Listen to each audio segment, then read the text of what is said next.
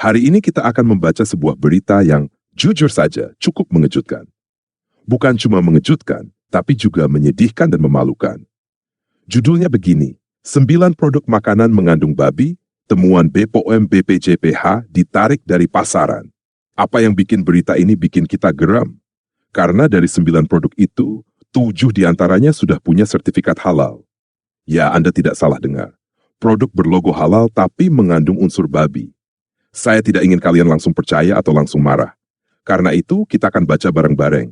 Kita akan pelajari isi beritanya. Dan setelah itu, kita nilai sendiri. Apakah masyarakat selama ini ditipu? Apakah sertifikat halal benar-benar bisa dipercaya? Mari kita mulai.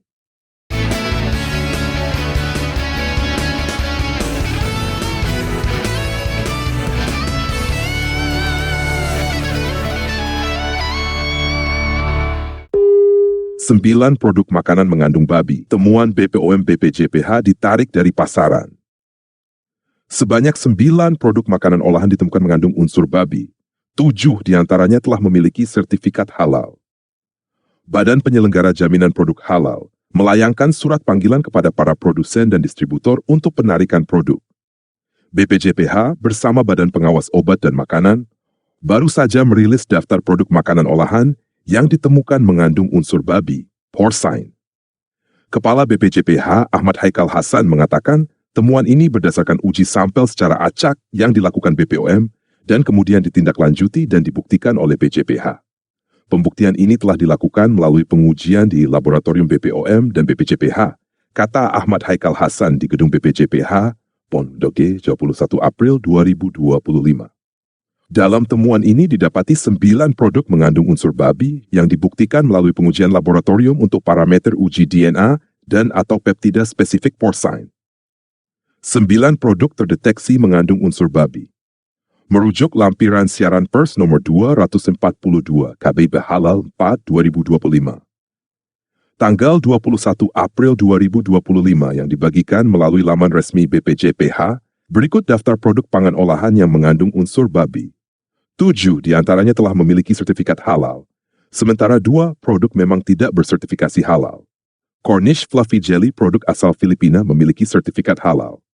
Cornish Marshmallow, rasa apel bentuk teddy, produk asal Filipina, memiliki sertifikat halal. Chomp Chomp Carmelo bentuk mobil, produk asal China, memiliki sertifikat halal. Chomp Chomp Flower Mellow, bentuk bunga, produk asal China, memiliki sertifikat halal. Chomp Chomp Marshmallow memiliki sertifikat halal. Hakiki Gelatin memiliki sertifikat halal. Larby Whale Marshmallow isi selai vanila produksi China memiliki sertifikat halal. Up a Marshmallow rasa jeruk produk asal China tanpa sertifikat halal. Marshmallow rasa coklat produk asal China tanpa sertifikat halal. Penerapan sanksi tegas bagi produsen dan distributor. Kepala BPJPH yang akrab disapa Babe Haikal itu menjelaskan, perusahaan yang memproduksi ataupun sebagai distributor harus bertanggung jawab atas temuan ini. Sanksi tegas pun dilayangkan. Hal pertama yang dilakukan BPJPH adalah melayangkan surat kepada pihak terkait. Kemudian pihak perusahaan diwajibkan menarik seluruh produk dari pasaran. Pelaku usaha harus menarik produk dari peredaran berdasarkan Undang-Undang Nomor 18 Tahun 2012 tentang pangan dan PP Nomor 69 Tahun 99 tentang label dan iklan pangan, jelas Babe Haikal. Tak hanya itu, BPJPH juga sudah berkoordinasi dengan kementerian-kementerian terkait serta asosiasi e-commerce untuk menghentikan penayangan produk-produk yang dimaksud. Babe Haikal juga menjelaskan pihak perusahaan dari 9 produk ini bersikap kooperatif, sehingga prosesnya hanya sampai pada pengiriman surat. Menurut keterangannya, produk sudah mulai ditarik dari pasaran. Karena 1 minggu setelah kami berikan surat dan kami undang semuanya, perusahaan produk sudah memberikan respon. Jadi artinya surat peringatan kedua ketiga, kemudian ke pidana itu tidak lagi dilanjutkan, karena sikap kooperatif lanjutnya. Babe Haikal menegaskan, langkah ini dilakukan demi untuk melindungi segenap bangsa. Artinya, apabila masih ada produk-produk tersebut, masyarakat sudah tahu bahwa ini jangan dikonsumsi karena mengandung unsur porcine, yaitu yang berasal dari babi. Sambungnya, masyarakat diimbau lebih aktif. Dalam kesempatan yang sama, Deputi Bidang Pengawasan Pangan Olahan BPOM, Elin Herlina mengatakan akan terus melakukan sejumlah langkah untuk mengawasi dan menjamin kehalalan produk. Pihaknya mengimbau masyarakat teliti sebelum membeli. Kami menghimbau kepada masyarakat untuk selalu menerapkan cek klik, cek kemasan, cek label, cek izin edar, dan cek kadaluarsa sebelum membeli obat dan makanan. Informasi tentang kehalalan ini adalah merupakan bagian dari label, sehingga peran dari masyarakat konsumen ini sangat penting. Kemudian peran pelaku usaha juga pada saat menggunakan bahan baku, ingin memastikan kehalalan bahan bakunya. Menurut sumber bahan bakunya ini juga penting, jelas Elin. Masyarakat juga diimbau agar semakin teliti dalam memilih dan mengkonsumsi makanan serta produk obat-obatan. Babe Haikal menegaskan bahwa di Indonesia produk non-halal boleh dipasarkan dan diperjualbelikan asalkan mencantumkan informasi yang jelas. Untuk produk-produk yang tidak bersertifikasi halal dalam hal ini, mohon maaf, mengandung unsur babi boleh tetap beredar di Indonesia. Silakan beredar, tetapi cantumkanlah ingredients-nya dengan jujur. Karena kalau tidak jujur, ini sudah masuk ranah pidana, namanya penipuan, jelasnya. Tidak semua produk harus halal. Kalau ada produk yang tidak halal atau mengandung unsur babi, silahkan diedarkan, silahkan diperjualbelikan. Demikian yang mengandung alkohol, silahkan diedarkan. Silahkan diperjualbelikan, hanya saja kejujuran harus diterapkan. Tuliskan mengandung unsur babi. Tuliskan mengandung alkohol sekian %, sambungnya. Teman-teman, mari kita renungkan sebentar. Yang menemukan produk-produk ini mengandung unsur babi bukan BPJPH, bukan MUI, tapi BPOM. Ya, Badan Pengawas Obat dan Makanan yang selama ini tidak mengurusi sertifikasi halal, justru merekalah yang membongkar fakta mengejutkan ini.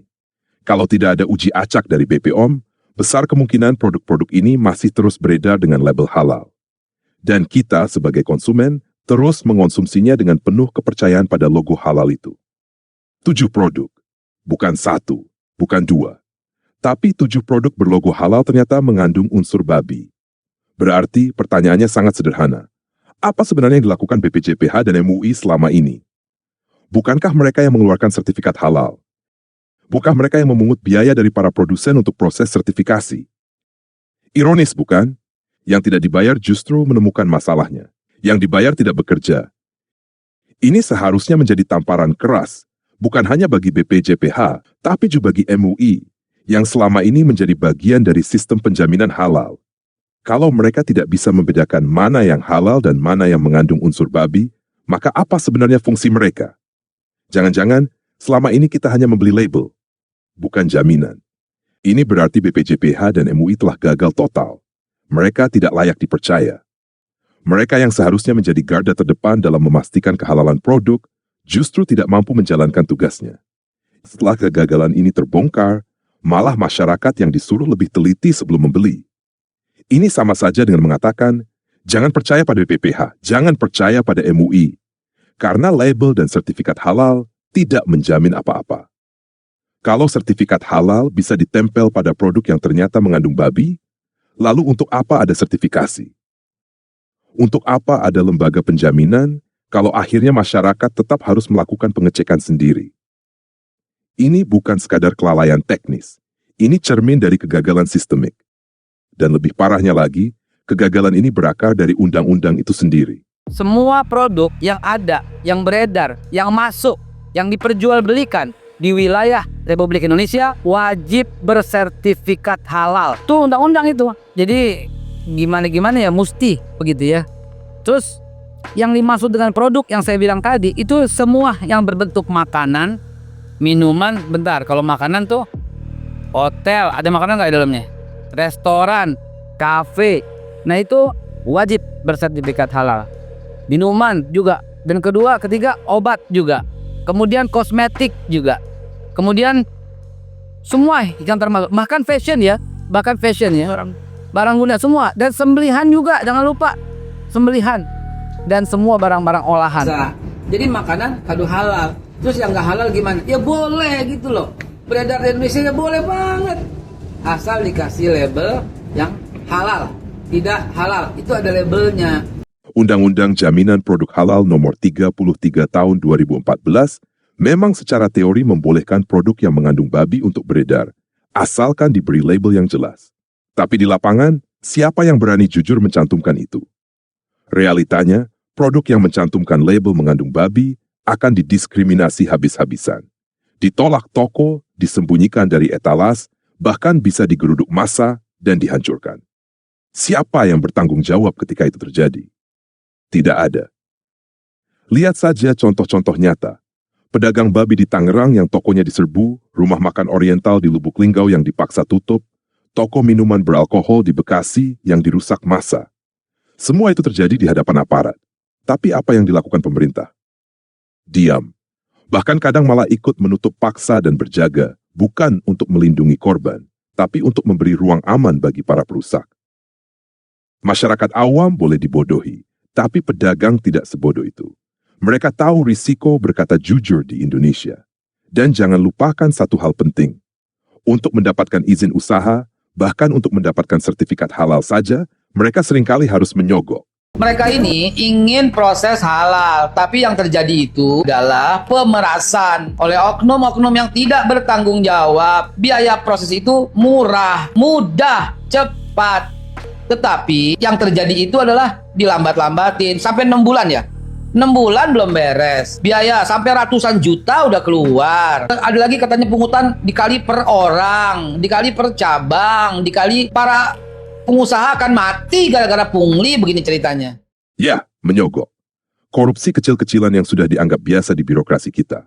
Uang suap untuk mempercepat proses, uang pelicin untuk lulus audit, dan akhirnya sertifikat keluar meski produk tidak diuji secara layak. Jadi, ini bukan hanya soal produk haram yang lolos. Ini soal penipuan yang dilegalkan negara. Ini soal korupsi yang dibungkus dengan label agama. Sudah korupsi, sekalian menipu masyarakat. Solusinya, hapus saja kewajiban label halal maupun non-halal. Karena pada kenyataannya, label itu tidak menjamin apa-apa. Yang ada hanyalah peluang penipuan, pemerasan, dan korupsi yang merugikan semua pihak, kecuali para pejabat dan lembaga yang hidup dari sertifikasi itu. Dan kalau kita mau buka mata lebih lebar lagi, absurditas sistem sertifikasi halal ini makin terlihat jelas ketika kita melihat produk-produk yang dipaksa punya label halal.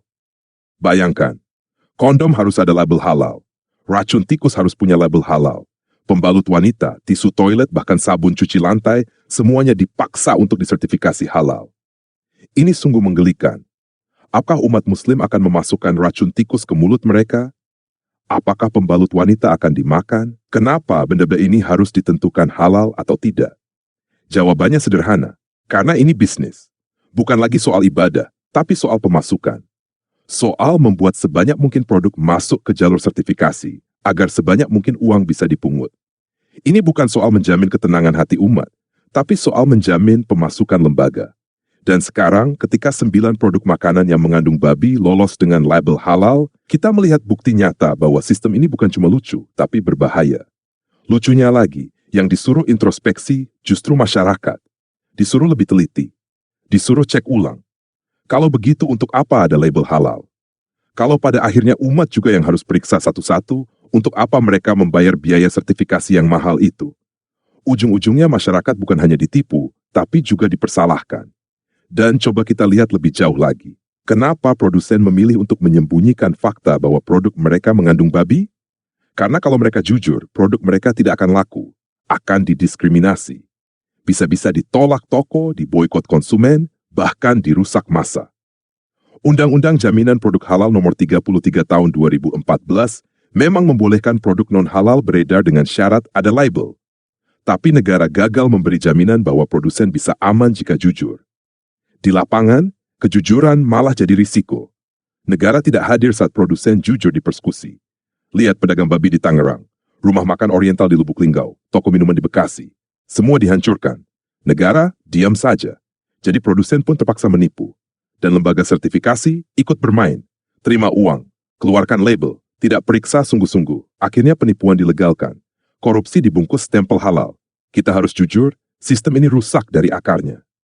Sertifikasi halal telah berubah dari bentuk perlindungan menjadi alat pemerasan. Dan selama sistem ini dipertahankan, rakyat akan terus tertipu. Sementara para pejabat dan lembaga akan terus kenyang dari uang rakyat.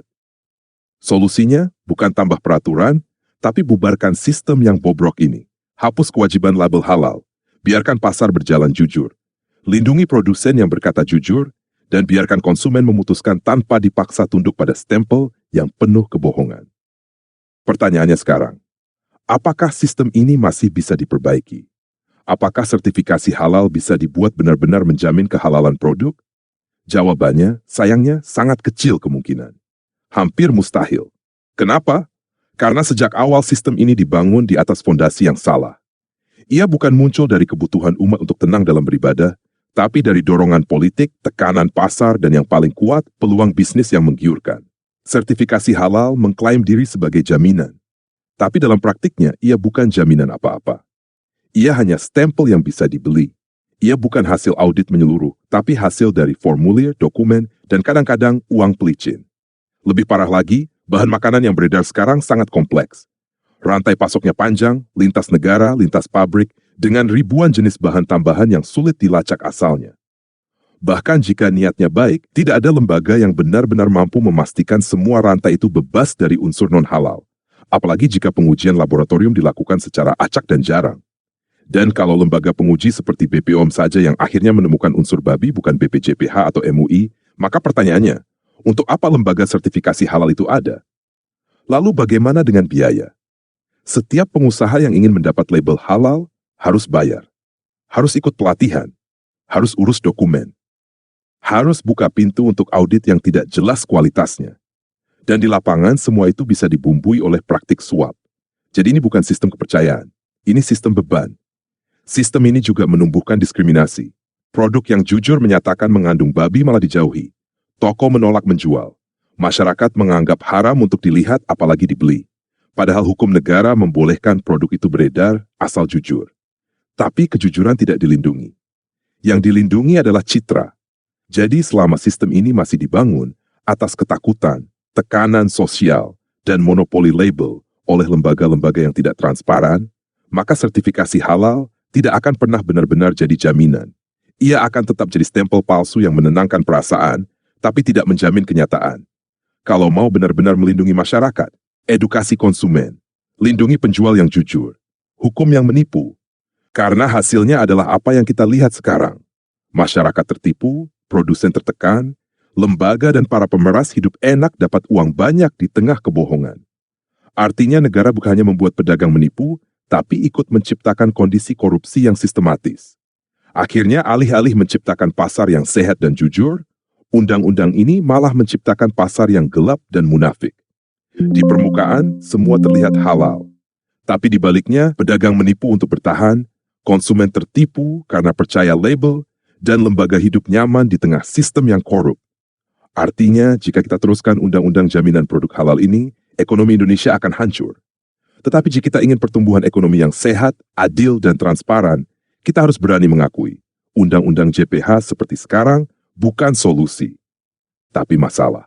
Sudah waktunya sistem ini dievaluasi, dibongkar, atau bahkan dihapus. Karena kejujuran dalam berdagang tidak bisa dipaksakan dengan stempel, tapi harus dijamin dengan perlindungan dan keadilan.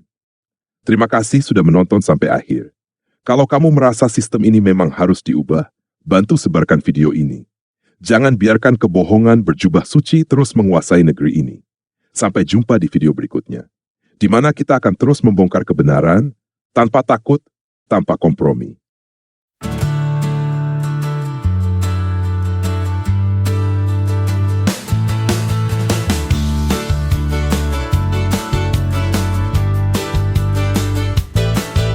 Lembaga suci negara mengarsipkan perbincangan sesosok malaikat dan sebuah pena. Siapa Tuhanmu? Sajak dan syair. Siapa nabimu? Naskah di film Noir. Mungkin kamu butuh pergi study tour 7 hari agar kamu mengerti yang diyakini. Bis sudah tiba, tak ada kereta yang menunggu lama berangkat ke surga. Ini fasilitas umum, bukan milik suatu kaum yang menganggap paling baik dan paling nyentrik. Kau kira ini wisata milik pribadi semata, wayang diambil tetangga, kau terlambat murka. Pentas lawas jelas dilupa, kau tak pantas tuh kecewa. Rumpunmu gawat darurat, kau pergi ke barat. Lembaga suci negara mengarsipkan perbincangan, sesosok malaikat dan sebuah pena. Siapa Tuhanmu? Sajak dan syair. Siapa nabimu? Naskah di film Noir.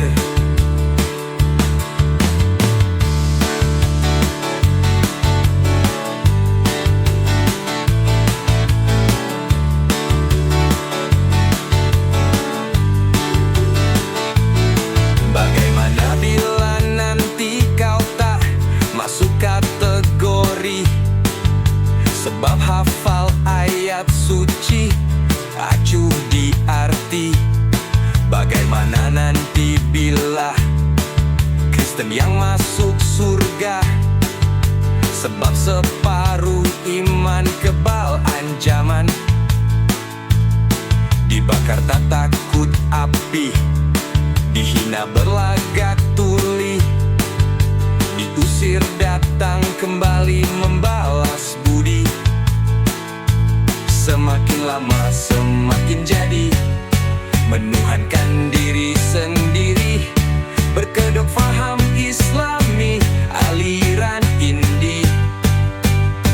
Semakin lama semakin jahat, berpendapat semau hasrat, beralih di Kristen jihad, berampok jamaat. Lembaga suci negara mengarsipkan perbincangan, sesosok malaikat dan sebuah pena. Siapa Tuhanmu? Sajak dan syair. Siapa nabimu? Naskah di film Noir. Siapa Tuhanmu? Sajak dan aku. Siapa nabimu? Syair dan juga kamu. Bagaimana jika Kristen yang masuk surga?